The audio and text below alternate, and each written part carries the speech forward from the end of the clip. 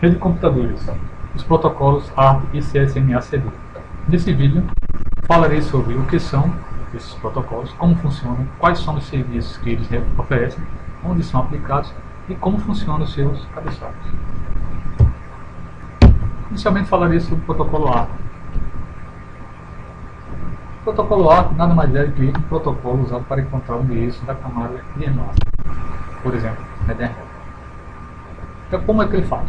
A partir do endereço da camada de rede, como endereço IP, o emissor difunde o broadcast um pacote ARP contendo o endereço IP de outro host e espera que uma resposta com o endereço MAC respectivo. Cada máquina mantém uma tabela de resolução em cache para reduzir a latência de carga na rede. O protocolo ARP também permite que o endereço IP seja independente do endereço Ethernet, mas só funciona se todos os hosts tiverem suporte a ele. O funcionamento dele se dá da seguinte forma: o equipamento de origem, ou seja, a estação de origem, envia um pacote de broadcast Ethernet contendo o endereço MAC de destino, com informações de qual IP ele necessita se comunicar. Qual é o IP que corresponde àquele endereço MAC que ele está querendo se comunicar. Como o pacote Ethernet é de broadcast, ele chega a todos os equipamentos da rede na mesma velocidade. Ou seja, como vemos aqui na figura, ARP request é uma requisição de ARP, do protocolo ARP. Ele manda o endereço MAC aqui com o endereço IP do destino, da origem, de quem está do remetente. Temos aqui mais 3 máquinas na mesma rede recebendo. Todas as três recebem esse pacote. Só que, como vemos aqui embaixo, ARP response, que é a resposta à requisição de cima, apenas só aquela máquina que tem aquele endereço é que vai responder, vai dar um retorno para o protocolo. O cabeçalho ARP ele está montado da seguinte forma: ele possui 32 bits de tamanho. E temos aqui vários campos. Um campo tipo de hardware, tipo de protocolo, HLAN, PLAN, operação, como podemos ver aqui. No campo tipo de hardware, ele possui um campo de 8 bits, de tamanho de 8 bits, responsável por especificar um número para o protocolo usado na camada de enlace, por exemplo, a Ethernet. Se nesse campo contiver o valor, né, 0x0001, então ela identifica como que é o protocolo Ethernet. O campo tipo de protocolo é um campo de 8 bits e também é usado para especificar o número para o protocolo utilizado na camada de rede. Por exemplo, se tiver nesse campo o número 0x0800, então refere-se ao protocolo IP. O campo HLAN também tem 8 bits, conhecido como hardware side, responsável por mostrar o comprimento em bytes dos endereços de hardware físico. Os endereços de Ethernet têm 6 bytes.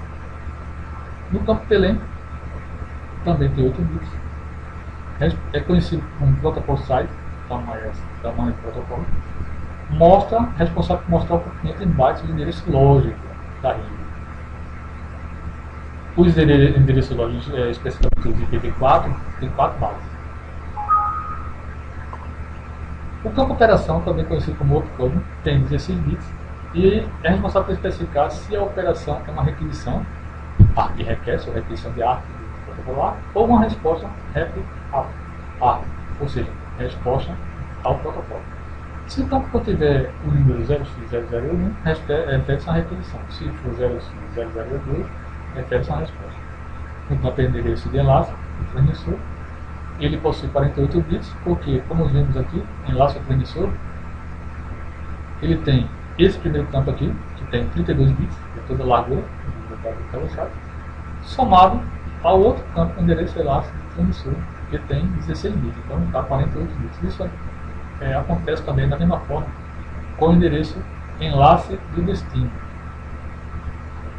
Como vemos aqui, o endereço enlace do transmissor possui 48 bits e é responsável pelo endereço físico, o endereço MAC do transmissor, ou seja, da origem.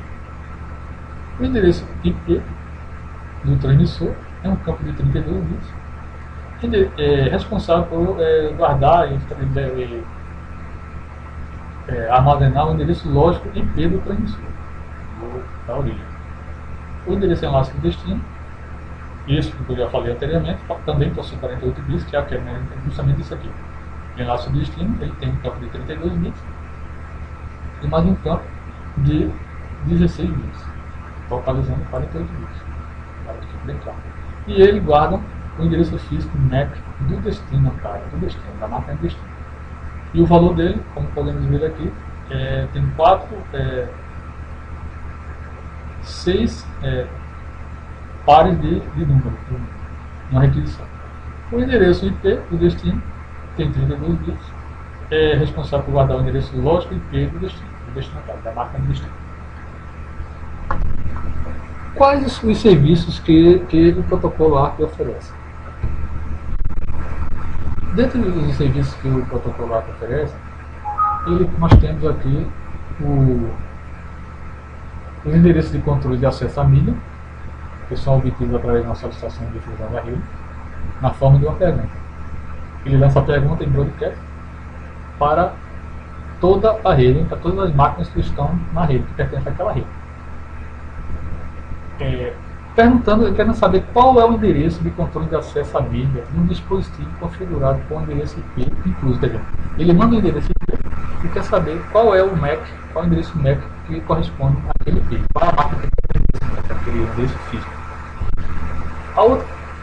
Quando uma solicitação A é respondida, tanto o remetente da resposta ARP quanto o solicitador da ARP, no caso do destinatário, original, registram seus respectivos IP e endereço de controle de acesso à mídia, como uma entrada em uma tabela local, denominada cache do ARP para referência futura. Ou seja, o ARP ele monta uma tabela com cada endereço físico correspondente ao seu endereço MAC. Para qualquer referência, qualquer consulta futura, ele já tem lá armazenado esses endereços e aí a operação será mais rápida.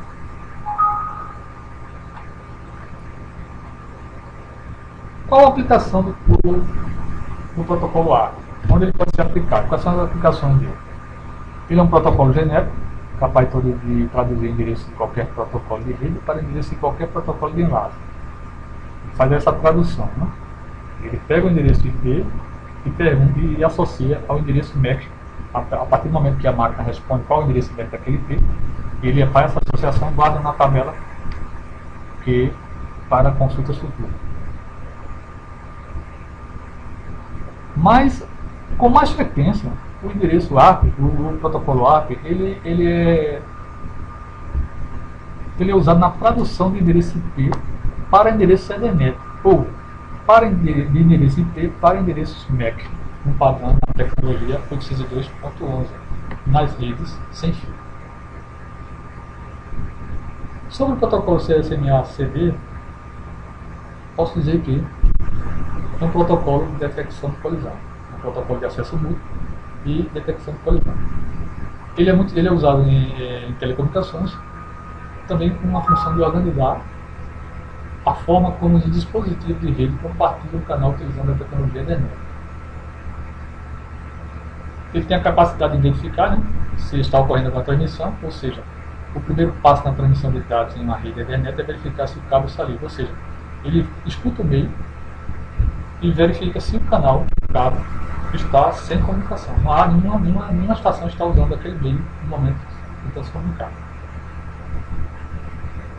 Também ele tem, no caso o MA, que significa múltiplo acesso, isso significa que ele tem a capacidade de múltiplos nós concorrer pela mesma utilização da mídia. Ele suporta várias nós querendo utilizar o canal de comunicação. Ou seja, ele não gera nenhum tipo de prioridade. Qualquer um pode tentar usar o meio. Como ele não gera prioridade, como eu estava falando agora, duas estações, duas placas podem tentar transmitir dados ao mesmo tempo. Mas aí está o detalhe. Quando isso ocorre, numa comunicação de tempo, há o risco de haver colisões. Há o risco de haver colisões de dados.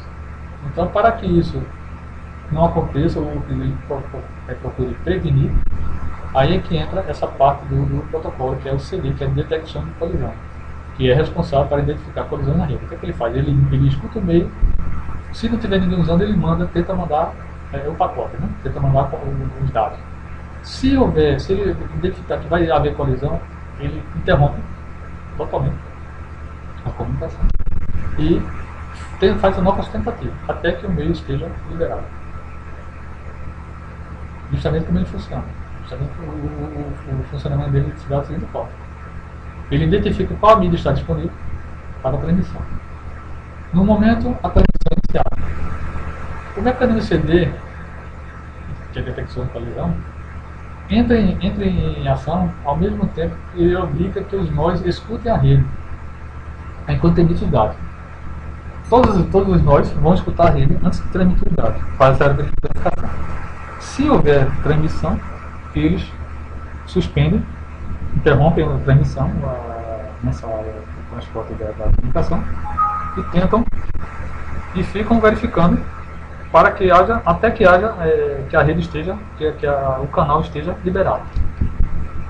Funciona dessa forma. Quanto ao cabeçalho desse protocolo, ele é composto por 6 campos.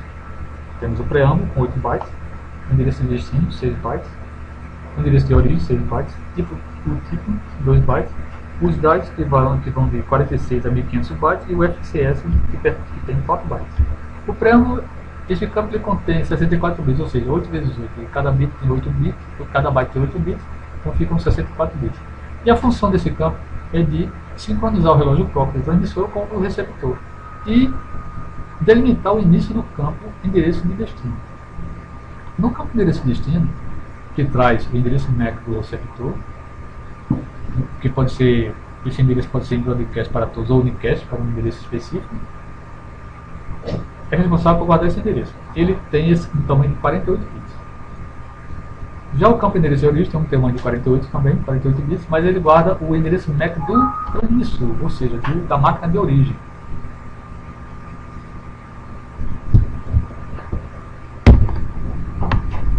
Especificando o quadro que originou o quadro, qual a estação originou aquele quadro. O campo tipo é um campo que contém 16 bits, responsável por especificar um número para o protocolo utilizado na câmara de rede do modelo OSI. Esse campo só existe no modelo no Ethernet versão 2. O campo dados tem um tamanho de mais ou menos de 46 bytes e máximo de 1500 bytes. Justamente, ele traz justamente os dados propriamente ditos, podendo incluir o datagrama. O campo FCS, Frame Check Sequence, também conhecido como CRC, Sequence Redundance Check, ele é responsável por prover a detecção de erros, ao fazer comparações entre o FCS enviado à transmissão com o FCS que é calculado na recepção. Os serviços que o protocolo CSMA oferece são os seguintes: identificar se está ocorrendo transmissão, ou seja, ele analisa o envio de tensão, dá suporte a vários hosts concorrendo à utilização do meio e identificar colisões no meio.